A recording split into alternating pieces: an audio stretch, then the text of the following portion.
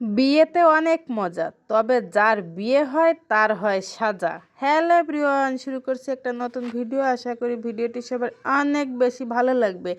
আর ভিডিওটা যদি ভালো লাগে তাহলে অবশ্যই একটা লাইক, কমেন্ট, শেয়ার দিয়ে পাশে থাকবেন। আর পুরো ভিডিওটা জুড়ে আছি আমি বাগেরহাটের মেয়ে লিপি। ভিডিওটা ভালো লাগার অনেক কারণ আছে, কারণগুলো প্রথমে আমি বলি।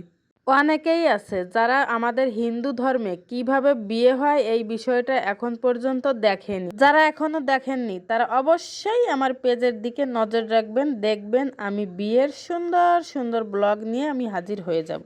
আর একটা কারণ বলি, এক এক জায়গায় এক এক রকমের নিয়ম হয়।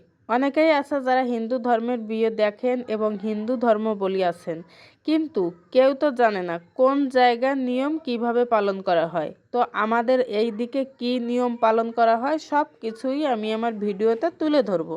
আমাদের এলাকায় যদি ছেলে মেয়ের বিয়ে ঠিক হয়, সেক্ষেত্রে মামা বাড়ি হচ্ছে স্নান করাতে নিয়ে যায়, মানে গায়ে হলুদ দিতে। বিয়ের প্রথম পর্ব হচ্ছে এটা। তো প্রথম পর্ব মামা বাড়ি থেকে শুরু করা হলো। তো মামিরা এবং দিদিমারা বা চারপাশের যেসব মামি দিদিরা আছে সবাইকে ডেকে এনে তাকে গায়ে হলুদ দেওয়া হচ্ছে। গায়ে হলুদ দেওয়ার পাশাপাশি এত মজা করে সবাই, যা না দেখলে আপনারা কিছুই বুঝতে পারবেন না।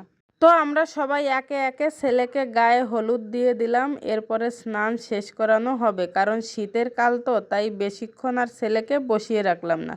কিন্তু সবার তো একটু ইচ্ছা করে, তার কারণে অল্প অল্প করে সবাই ছেলেকে গায়ে হলুদ দিচ্ছিল।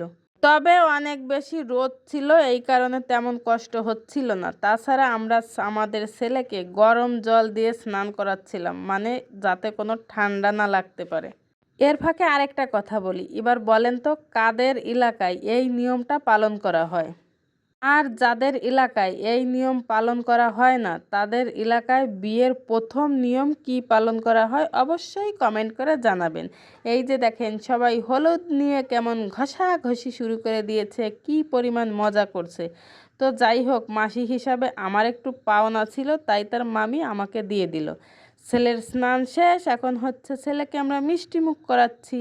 পাশাপাশি যারা ছেলের গায়ে হলুদ দিয়ে দিয়েছিল সবার জন্য একটু মিষ্টান্নর ব্যবস্থা ছিল। তো সবাইকে আমার মা এই যে সুন্দর করে প্লেটে দিয়ে দিচ্ছিল। এছাড়া ছিল মুড়ি আরও মিষ্টি।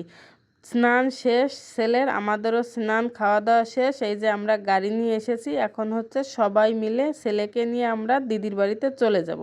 তারপর এই যে আমরা সন্ধ্যার সময় সবাই মিলে ছেলেকে নিয়ে বিয়ে করাতে যাচ্ছি।